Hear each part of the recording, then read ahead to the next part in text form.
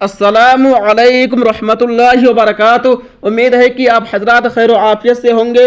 अल्लाह रब्बुल इज़्ज़त आप लोगों को इसी तरह खुशहाल रखे, आमीन। फतावा देवबंद 786 यूट्यूब चैनल में आपका खैर मकदम इस्तकबाल है।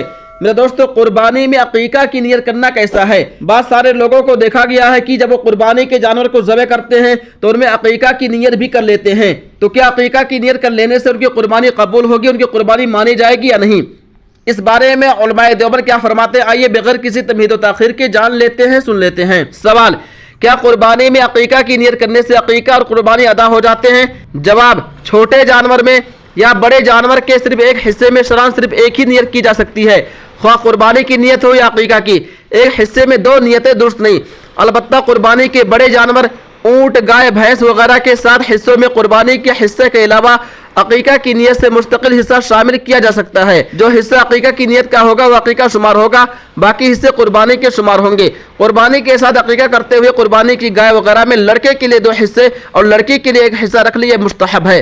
फ़कत अल्लाहु आलम। जामिया उलूम इस्लामिया बरनौली टाउन। उम्मीद है कि आपने मुकम्मल वीडियो देख लिए होंगे। दोस्तों, इस वीडियो को ज़्यादा से ज़्यादा शेयर कीजिए। तब तक आप हमें इजाज़त दीजिए। अल्लाह हाफिज़, अपना ख्याल रखिएगा।